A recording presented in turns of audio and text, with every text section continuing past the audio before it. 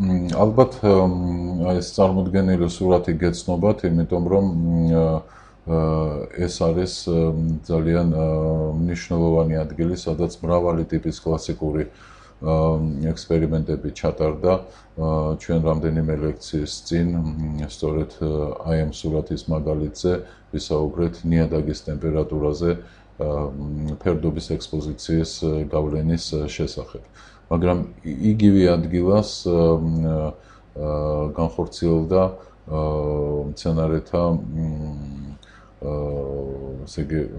საკვები ნივთიერებებით ხელოვნური სტიმულაციის ცდებიც.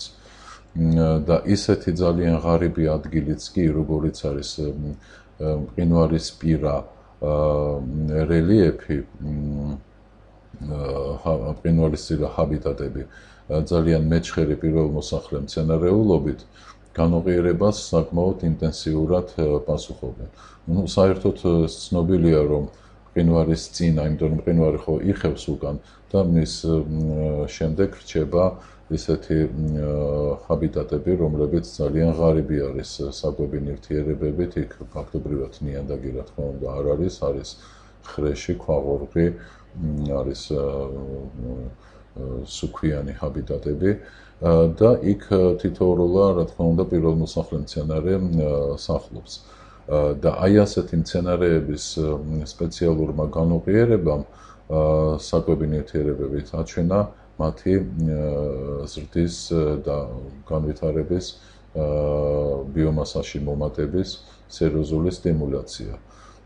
ორი სეზონის განმავლობაში აზოტის შეტანამ განაპირობა პოა ალპინას, ტიპიური მაღალმთის სცენარია, ისეთი ინტენსიური ზრდა, რომ მისი ეს მწვანე ლაქები, რაც მოცემულია იქ ქვედა სურათზე, მისი ხასხასა მწვანე ლაქები ძალიან შორი დისტანციიდანაც კი ადვილად შესამჩნევი ხდებოდა, გახდა უბრალოდ.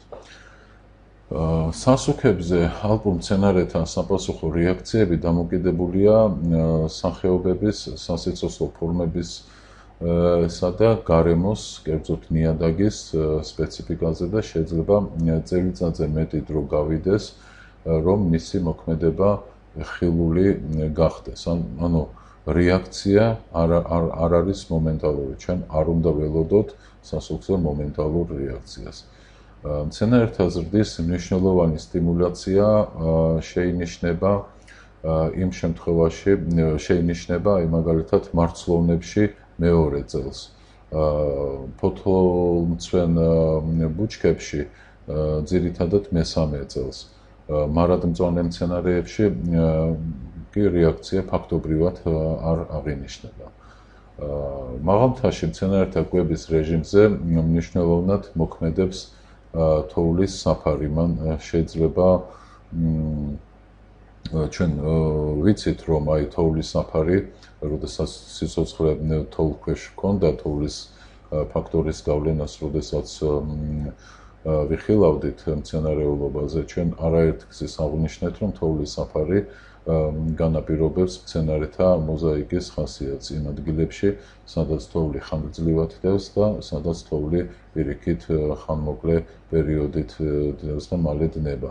აი ასეთი ადგილებში მცენარეული საფარი განსხვავებულია და ეს განპირობებულია